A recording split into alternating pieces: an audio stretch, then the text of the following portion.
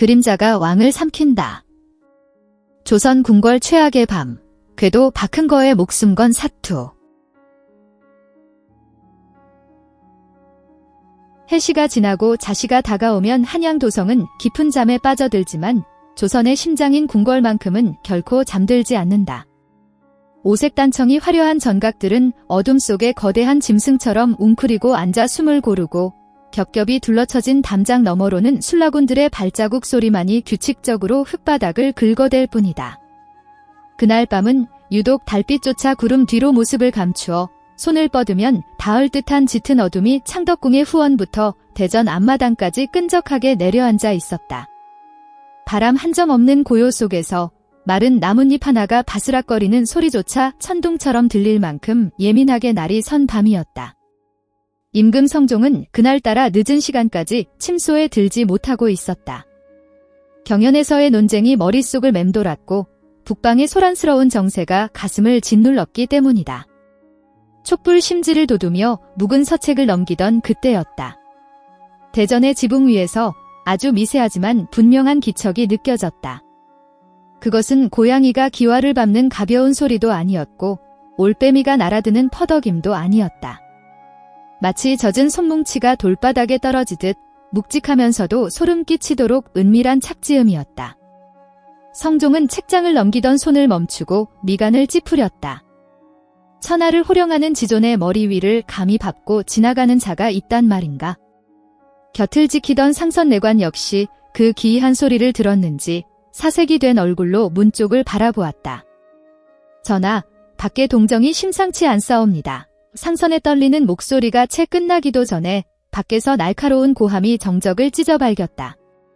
걔 누구냐? 멈추지 못할까 내금위장의 우렁찬 호령소리와 함께 다급한 발자국 소리가 대전 앞마당을 가득 메우기 시작했다. 수십 개의 횃불이 동시에 켜지며 대나처럼 환한 불빛이 창호지 문을 뚫고 들어왔다. 내금위 군사들은 조선 팔도에서 무예가 가장 뛰어난 자들만을 뽑아 구성한 정예 중의 정예였다. 그들은 눈을 감고도 날아오는 화살을 쳐낼 수 있었고 바람소리만 듣고도 적의 숫자를 가늠할 수 있는 고수들이었다. 그러나 그날 밤 그들이 마주한 것은 인간의 상식을 벗어난 존재였다. 대전 앞 월대 아래 검은 옷을 머리끝까지 뒤집어 쓴 한 사내가 서 있었다. 수십 명의 금군이 창과 칼을 겨누고 포위망을 좁혀오는데도 사내는 미동조차 하지 않았다. 마치 밤의 그림자가 뭉쳐져 사람의 형상을 한 듯 그의 윤곽은 횃불 아래서도 흐릿하게 일렁였다. 네 이놈. 감히 언이라고 주상 전하의 침소 앞까지 침범했느냐? 당장 무릎을 꿇고 포박을 받지 않으면 즉시 베어버리겠다. 내금위장이 칼을 뽑아들며 소리쳤다. 그 서슬퍼런 살기에도 사내는 그저 고개를 삐딱하게 기울일 뿐이었다. 그리고 찰나의 순간 금군 하나가 참지 못하고 장창을 내질렀다. 창끝이 사내의 가슴을 꿰뚫으려는 순간 믿을 수 없는 일이 벌어졌다. 사내의 몸이 마치 뼈가 없는 연체동물처럼 기괴하게 뒤틀리더니 창날을 뱀처럼 감고 미끄러져 들어온 것이다. 창을 찌른 군사가 경악하여 뒷걸음질 칠 새도 없이 사내는 군사의 어깨를 밟고 허공으로 솟구쳤다. 사람의 도약이라고는 믿기지 않는 높이였다. 그는 공중에서 제비를 넘듯 몸을 회전시키며 포위망을 단숨에 뚫고 나갔다. 저것이 사람이냐 귀신이냐? 쫓아라. 담장을 넘게 해서는 안 된다. 혼비백산한 금군들이 횃불을 휘두르며 뒤를 쫓았다. 그러나 사내의 움직임은 땅 위를 달리는 것이 아니라 바람을 타고 흐르는 듯 했다. 10걸음을 한 번에 내닫는 축지법을 쓰는 것 같기도 했고 눈앞에 있다가도 눈을 깜빡이면 어느새 저만치 멀어져 있는 둔갑수를 부리는 것 같기도 했다.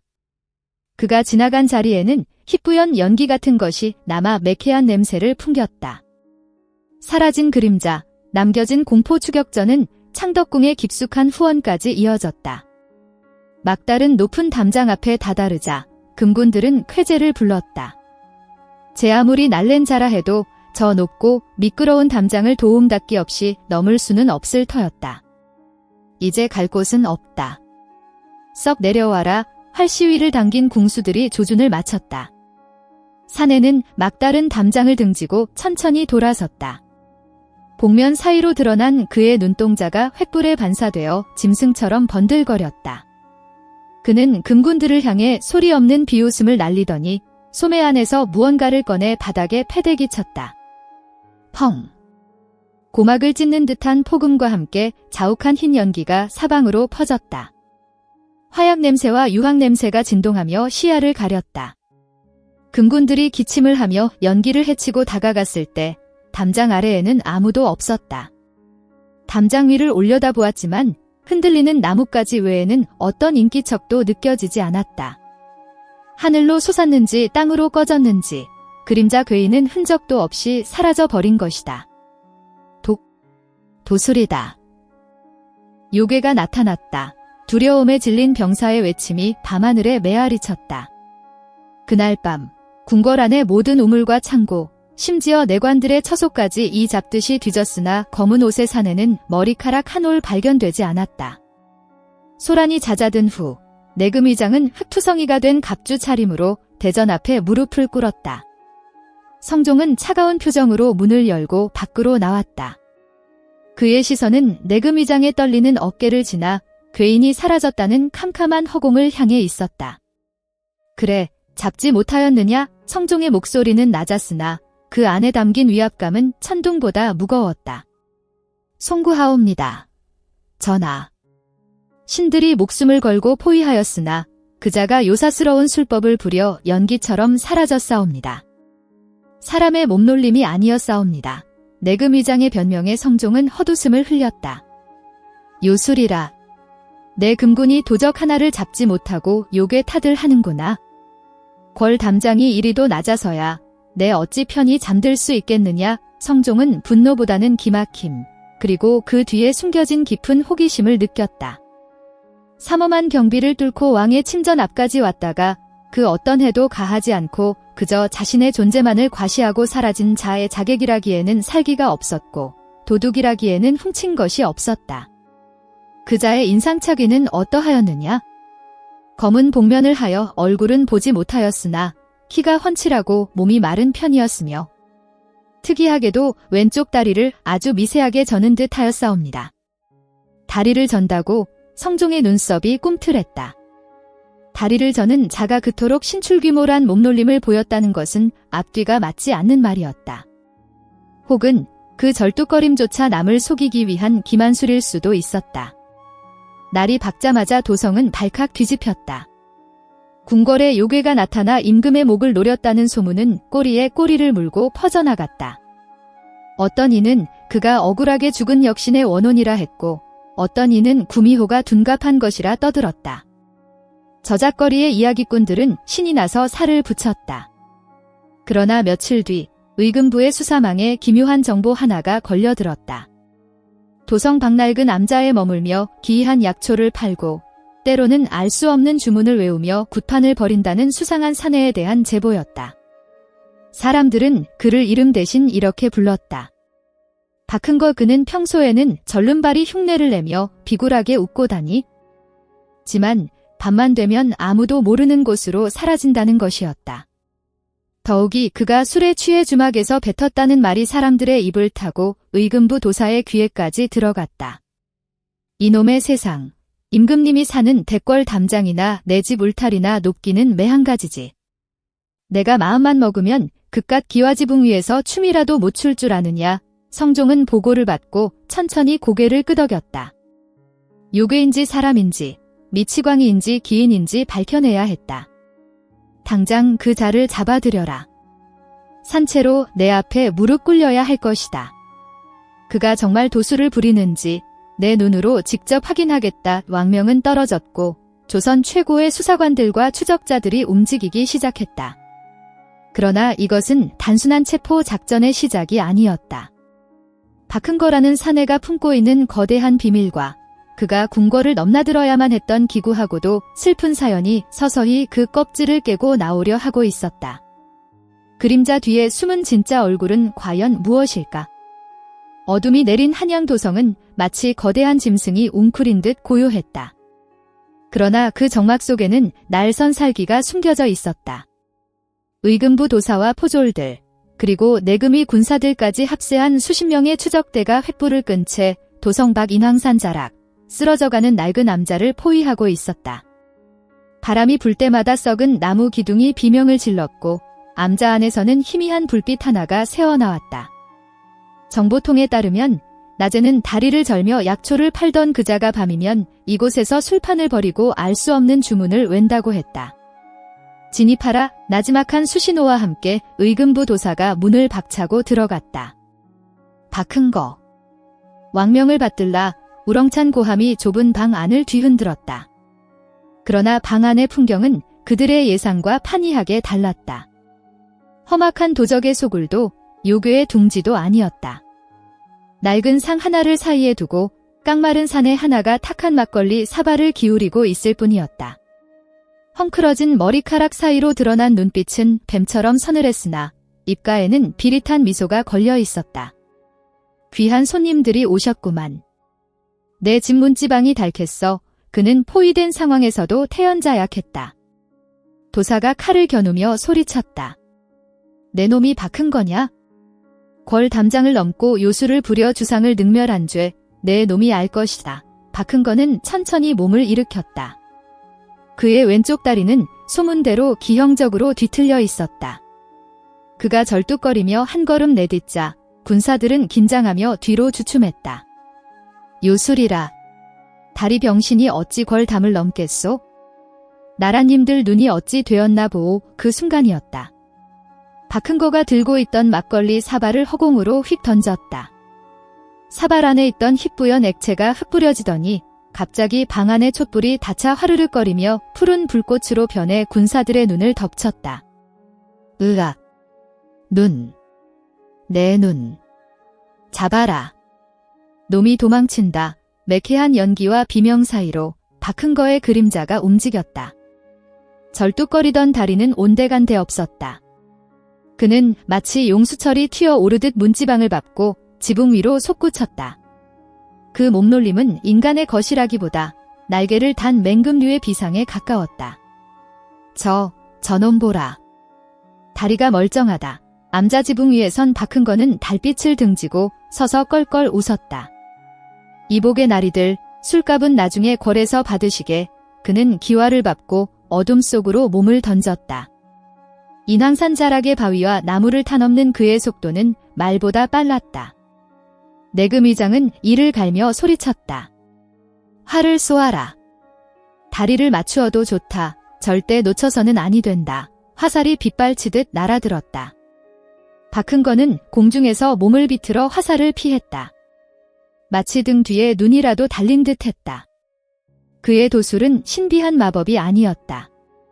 그것은 극한으로 단련된 기회와 주변 지형을 완벽하게 이용하는 지략의 산물이었다. 그는 나무줄기를 잡아당겨 추격해오는 군사들을 넘어뜨리고 돌무더기를 발로 차 시야를 가렸다. 추격전은 도성 안까지 이어졌다. 민가의 지붕을 넘나드는 박흥거와 그 뒤를 쫓는 횃불의 행렬은 마치 거대한 불뱀이 도성을 휘감는 듯했다. 사람들은 잠에서 깨어 공포에 질린 눈으로 창밖을 내다보았다. 지붕 위를 달리는 그림자 괴인, 그것은 실로 기괴한 광경이었다. 하지만 조선 최고의 금군 역시 호락호락하지 않았다. 그들은 박흥거의 도주 경로를 예측하여 퇴로를 차단하기 시작했다. 막다른 골목, 높은 성벽 아래 박흥거가 멈춰섰다. 앞에는 높이 3장, 약 9m, 이 넘는 성벽이, 뒤에는 수백의 군사가 칼을 뽑아든 채 다가오고 있었다. 이제 끝이다. 박흥거, 내금위장이 숨을 몰아쉬며 앞으로 나섰다. 박흥거는 성벽을 한번 올려다보고 다시 군사들을 내려다보았다. 그의 이마에는 땀방울이 송글송글 맺혀 있었으나 눈빛만은 여전히 표독스럽고 생기가 넘쳤다. 그는 품 안에서 무언가를 꺼내려 했다. 멈춰라. 허튼 수작 부리면 그 자리에서 베겠다. 군사들이 일제히 달려들려던 찰나 박흥거는 품에서 꺼낸 것을 바닥에 던지는 대신 두 손을 머리 위로 번쩍 들었다.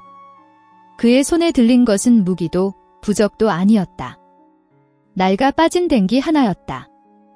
내 발로 가겠소? 임금님을 뵙게 해주시오. 너무나 싱거운 항복이었다. 그토록 신출귀몰하던 자가 궁지에 몰리자마자 순순히 잡히겠다는 것이었다. 내금의장은 의심스러운 눈초리로 그를 쏘아보았지만 박흥건은 두 팔을 내밀며 오랏줄을 받으라는 신용을 했다. 도망칠 힘이 다했나 보오.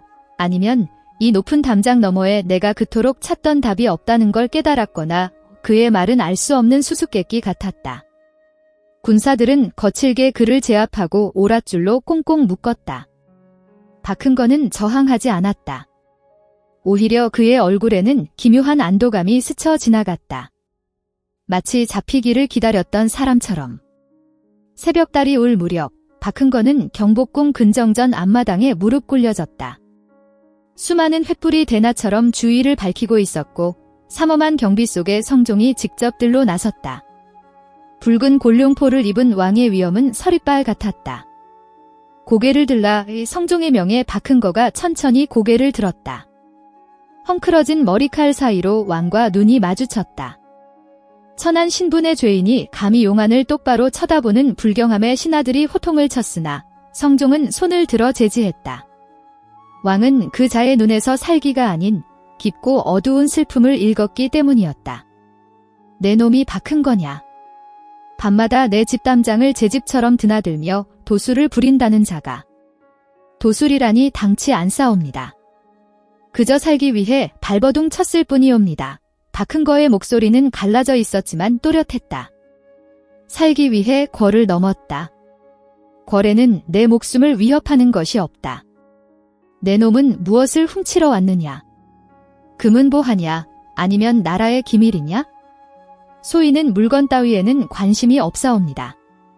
소인이 훔치고자 했던 것은 전하의 기억이옵니다.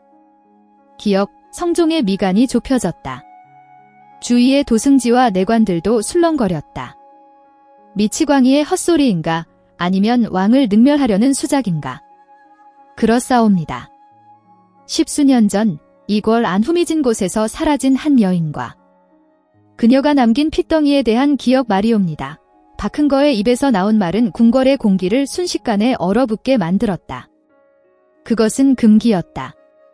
누구도 입 밖으로 꺼내서는 안 되는 묻혀버린 과거의 파편이었다. 성종의 눈동자가 크게 흔들렸다. 내 놈이 그것을 얻지 않으냐? 너는 누구냐? 박흥거는 씁쓸하게 웃었다. 묶인 손을 들어 가슴팍을 가리켰다. 소인은 그림자입니다. 빛이 너무 강하여 생겨난 버려진 그림자. 전하께서는 잊으셨겠지만 그림자는 한 번도 빛을 잊은 적이 없사옵니다. 성종은 자리에서 벌떡 일어났다. 단순한 자객이나 도적인 줄 알았던 자가 왕실의 가장 은밀하고도 치명적인 비밀을 건드리고 있었다. 저 자를 당장 하옥하라.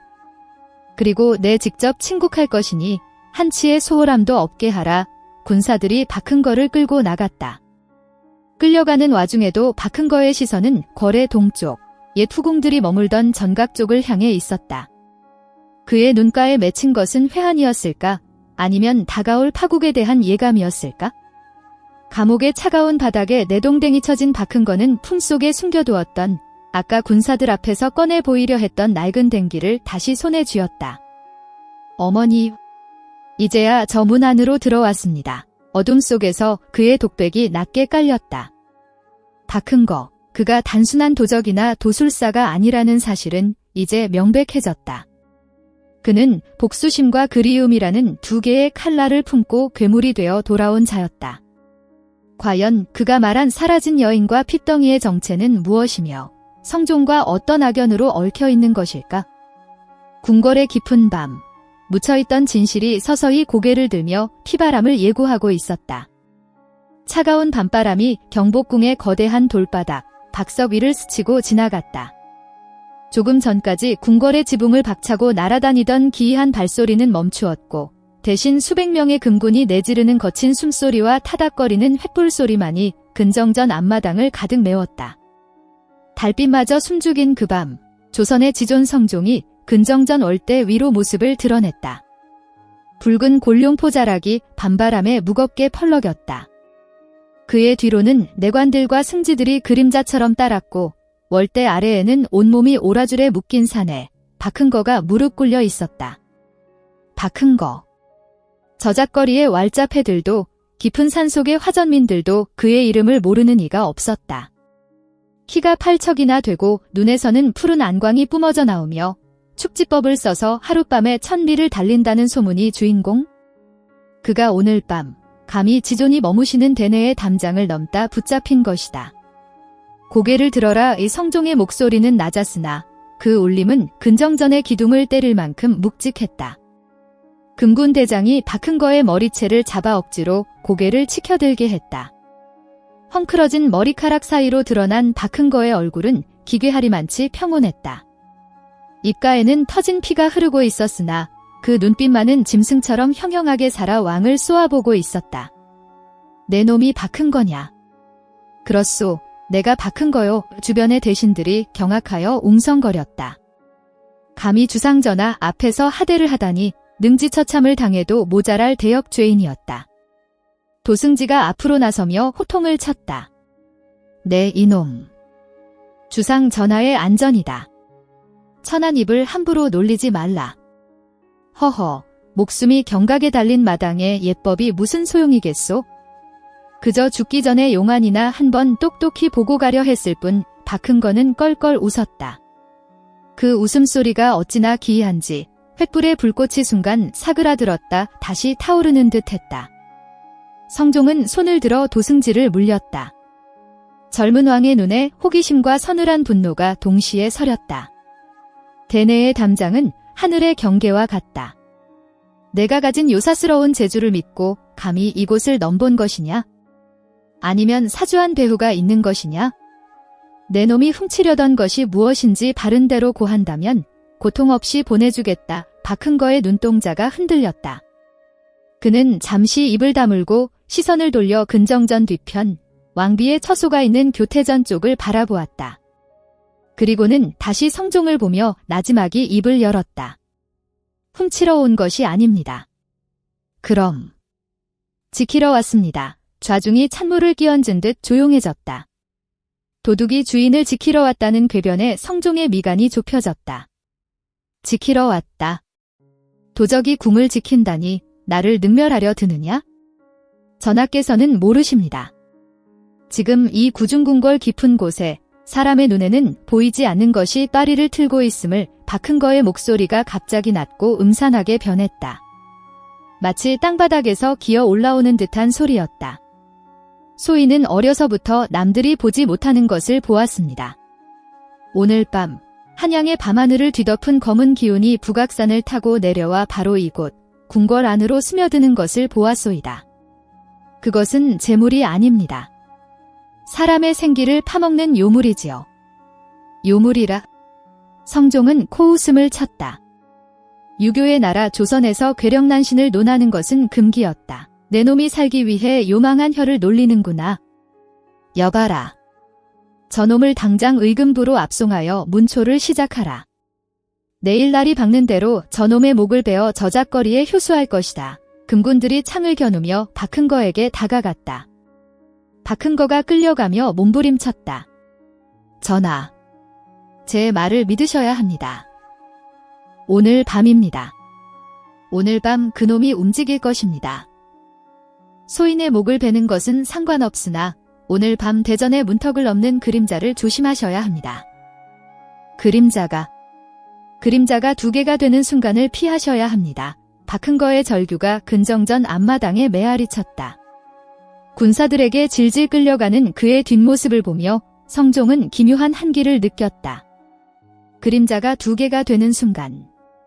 미친 소리라 치부하기엔 박흥거의 눈빛이 너무나도 절박했다. 그때였다. 잠깐 성종이 다급히 손을 들어 압송을 멈췄다. 왕의 시선이 박흥거의 발밑을 향했다. 수많은 횃불이 비추고 있으니 그림자가 여러 갈래로 갈라지는 것은 당연한 이치였다. 하나, 둘, 셋. 수십 개의 그림자가 박흥거의 몸에서 뻗어나와 바닥에 어지럽게 흩어져 있었다. 그런데 이상했다. 모든 그림자는 횃불의 방향에 따라 반대쪽으로 길게 누워 있었는데 단 하나의 그림자만이 박흥거의 발목에서 떨어져 나와 제멋대로 움직이고 있었다. 마치 검은 먹물이 박석 위를 기어가는 것처럼 그 독립된 그림자는 스르르 미끄러져 근정전의 월대 아래 어둠이 짙게 깔린 배수구 틈새로 빨려 들어가고 있었다. 박흥거의 몸은 묶여 있었으나 그에게서 빠져나온 무언가는 묶여 있지 않았던 것이다. 박흥거가 고개를 들어 그 빠져나가는 그림자를 보았다. 그의 얼굴이 공포로 일그러졌다. 늦었구나. 놈이 이미 화광. 마른 하늘에 날벼락이 떨어졌다. 구름 한 점 없는 밤하늘에서 떨어진 불은 뇌전이 근정전의 용마루를 때렸다. 순식간에 수백 개의 횃불이 동시에 꺼져버렸다. 칠흑 같은 어둠. 아무것도 보이지 않는 그 순간 성종의 귓가에 서늘한 바람과 함께 누군가의 속삭임이 스쳤다, 찾았다. 그것은 박흥거의 목소리가 아니었다. 사람의 목소리조차 아니었다. 다시 횃불들이 하나둘씩 힘겹게 켜졌을 때 근정전 앞마당에 무릎 꿇고 있던 박흥거는 온데간데 없이 사라져 있었다. 오직 그를 묶었던 굵은 오라줄만이 뱀이 허물을 벗은 듯 덩그러니 바닥에 놓여 있을 뿐이었다. 그리고 성종은 보았다. 자신의 골룡포 자락을 밟고 서 있는 검고 짙은 그림자 하나가 월대 위로 길게 솟아오르는 것을. 그 그림자의 형상은 사람의 것이 아니었다. 머리에 뿔이 달린 기괴한 악귀의 형상이었다. 박흥거는 도망친 것인가? 아니면 그 악귀에게 잡아먹힌 것인가? 아니면 박흥거라는 존재 자체가 이 궁궐을 집어삼키기 위해 찾아온 재앙의 전조였던가? 밤은 이제야 진짜 이빨을 드러내고 있었다. 성종의 등 뒤에서 솟아오른 거대한 그림자 괴물은 형체가 없으면서도 형체가 있었다. 그것은 먹물처럼 흐물거렸으나 날카로운 발톱과 찢어진 입은 분명히 왕의 목덜미를 노리고 있었다. 금군들이 다시 불을 켰을 때 그들의 눈앞에 펼쳐진 광경은 지옥도와 다름없었다. 전하를 호위하라. 어서. 내금위장이 칼을 뽑아 들고 왕의 앞을 막아섰다.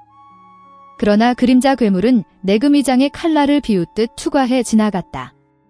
실체가 없는 허상에게 강철검은 무용지물이었다. 괴물의 검은 손이 내금위장의 가슴을 훑고 지나가자 건장한 무관이 비명 한마디 지르지 못한 채 바닥으로 고꾸라졌다. 그의 몸에는 상처 하나 없었으나 눈동자는 흰자위만 남긴 채 생기를 잃어 있었다. 혼을 빼앗긴 것이다. 성종은 뒷걸음질 쳤다. 용상에 앉아 천하를 호령하던 왕이었으나 보이지 않는 공포 앞에서는 나약한 인간일 뿐이었다. 괴물은 천천히, 아주 천천히 성종의 그림자를 집어삼키려 하고 있었다. 왕의 그림자가 놈에게 먹히는 순간 이 나라의 주인은 바뀌게 될 터였다. 그 절체절명의 순간 근정전 월대 아래 배수구, 그 어둡고 습한 구멍에서 한 사내가 튀어올랐다. 이놈. 감히 주상 전하의 용체에 흠집을 내려고 하느냐? 박흥거였다. 사라진 줄 알았던 그가 온몸에 진흙과 오물을 뒤집어 쓴 채 다시 나타난 것이었다. 그의 손에는 낡고 다른 부적 한 장과 붉은 파디 든 주머니가 들려 있었다. 박흥거. 내 놈이 도망치지 않고 어찌? 성종의 외침에 박흥거는 씁쓸한 미소를 지었다. 소인은 도망친 것이 아닙니다. 놈의 본체가 숨어있는 그림자의 길로 들어가 놈의 뿌리를 찾고 있었을 뿐입니다. 전하, 지금입니다.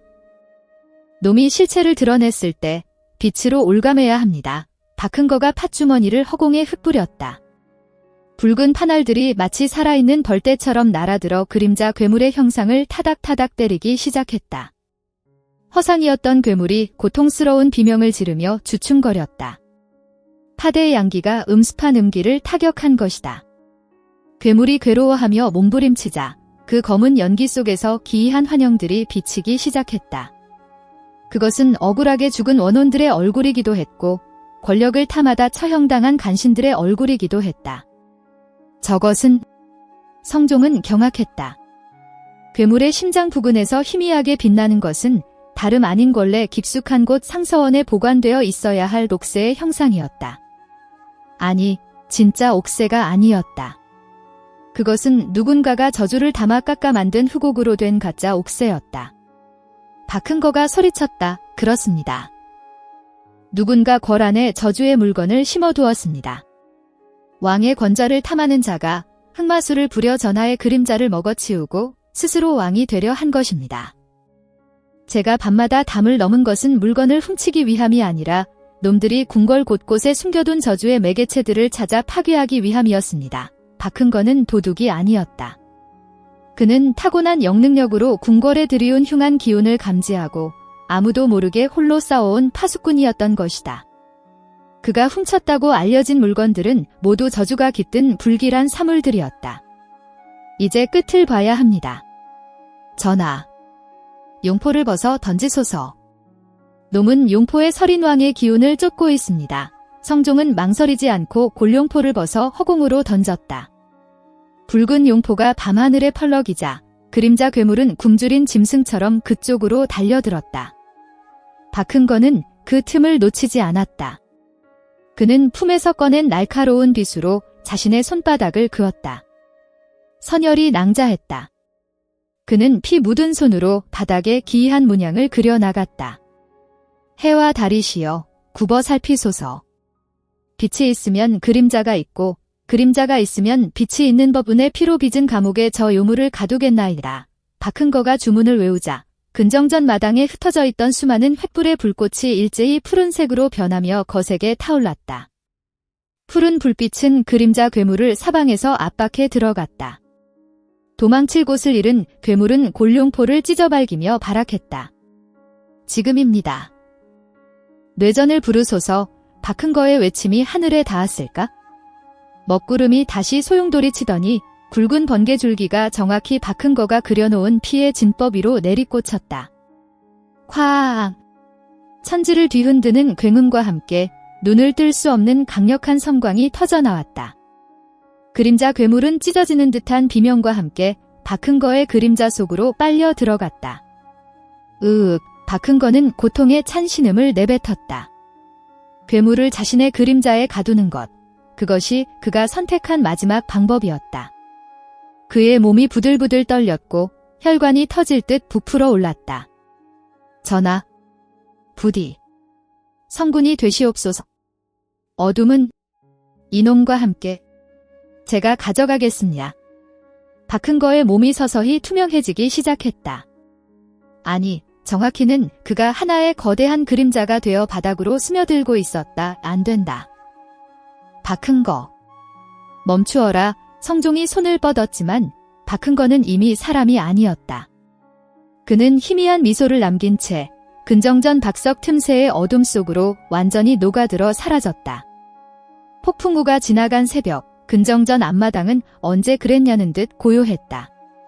찢겨진 골룡포 자락과 바닥에 검게 그을린 자국만이 지난밤의 사투를 증명하고 있었다. 날이 밝자 의금부 군사들이 궐 안을 샅샅이 뒤졌으나 박흥거의 시신은 끝내 발견되지 않았다. 다만 상서원 깊은 곳 마루 밑에서 반으로 쪼개진 흑옥 덩어리가 발견되었을 뿐이었다. 그것은 누군가가 저주를 걸어 만든 가짜 옥새였다. 성종은 이 모든 일을 함구하게 했다. 사관에게는 그저 밤새 큰 뇌우가 처 권례에 소란이 있었다라고만 적게 했다. 괴력난 신의 이야기가 백성들을 불안하게 할 것을 염려한 탓이었다. 그러나 세간에는 기이한 소문이 돌았다. 비가 오는 밤이면 경복궁 담장을 넘나드는 검은 그림자가 있다는 소문이었다. 하지만 그 그림자는 더 이상 물건을 훔치지 않는다고 했다. 대신 탐욕스러운 관리나 사악한 마음을 품은 자들의 방 앞에 나타나 그들의 그림자를 지켜보다가 홀연히 사라진다고 했다.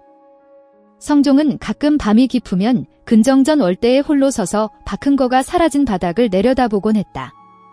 달빛이 왕의 그림자를 길게 들이올 때면 그 옆에 아주 희미하게 갓을 쓴 사내의 그림자가 나란히 서 있는 것 같기도 했다.